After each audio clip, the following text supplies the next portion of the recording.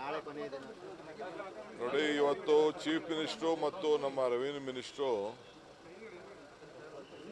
ಉತ್ತರ ಕರ್ನಾಟಕದ ಅನೇಕ ವಿಚಾರ ಏನು ಚರ್ಚೆ ಆಗಿದೆ ಉತ್ತರ ಕೊಡ್ತಾರೆ.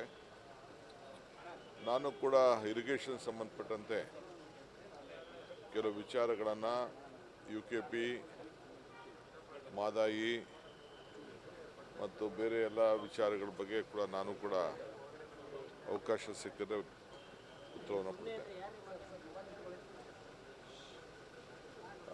ಭಾಳ ಸಮಾಧಾನಕರವಾಗಿ ನಡೆದಿದೆ. ರೈತರಿಗೆಲ್ಲ ಅನುಕೂಲ ಆಗಿದೆ. ಕಬ್ಬಿನ ಬೆಲೆ, ಮೆಕ್ಕೆಜೋಳದ ಬೆಲೆ ಇವೆಲ್ಲ ಕೇಸ್ಗಳನ್ನೆಲ್ಲ ಬಗೆಹರಿಸಿದ್ದೇವೆ. ಸರ್ಕಾರಕ್ಕೆ ಹೊಣೆ ಆಗ್ತಾ ಇದೆ, ಕಬ್ಬಿನ ಫ್ಯಾಕ್ಟ್ರಿಯವ್ರಿಗೂ ಹೊಣೆ ಆಗ್ತಾ ಇದೆ.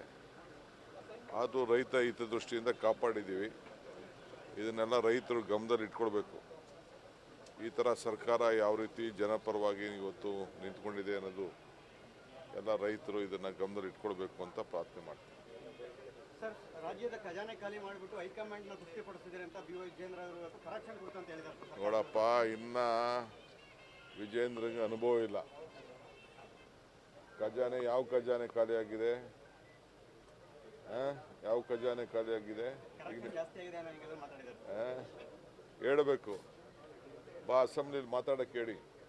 ಎಲ್ಲ ತಪ್ಪಿಸ್ಕೊಂಡು ಎಲ್ಲ ಹೋಗಿ ಎಲ್ಲ ಇರೋದಲ್ಲ, ಬಂದಿರು ಮಾತಾಡಲಿ ಅಸೆಂಬ್ಲಿಲಿ. ಅದು ಯಾವ ಖಜಾನೆ, ಯಾವ ಕಲೆಕ್ಷನ್ನು, ಅವ್ರ ಕಲೆಕ್ಷನ್ನು, ಅವ್ರ ಅಕೌಂಟ್ಗಳು, ಅವ್ರ ಟ್ರಾನ್ಸ್ಫರ್ಗಳೆಲ್ಲ ಬಿಸ್ಬೇಕಾ? ಬಂದು ಅಸೆಂಬ್ಲಿಲಿ ಮಾತಾಡೋಕ್ಕೆ ಹೇಳಿ. ಮಾತಾಡ್ತೀವಿ. ನನಗೂ ಗೊತ್ತಿದೆ ಏನೇನು ಮಾತಾಡಬೇಕು ಅಂತ. ಒಬ್ಬ ಮಾತಾಡ್ಬೇಕಾದ್ರೆ ಭಾಳ ಹಿತಿಮಿತಿಯಿಂದ ಪಕ್ಷದ ಅಧ್ಯಕ್ಷರು ಏನು ಮಾಡ್ಕೊಳ್ಳಿ. ಏನು ಖಜಾನೆಯ, ಯಾರು ಕಲೆಕ್ಷನ್ನು? ಕಲೆಕ್ಷನ್ ಏನಾದ್ರು ಇವತ್ತು ಕಿಂಗ್ ಅಂತಂದರೆ ವಿಜೇಂದ್ರ. ಅವ್ರ ಅಪ್ಪನ ಹೆಸರು ಇವತ್ತೇನಾದ್ರು ಇಳಿಸ್ಬೇಕಾದ್ರೆ ವಿಜೇಂದ್ರ, ಅದನ್ನು ಮರಿಬಾರ್ದು.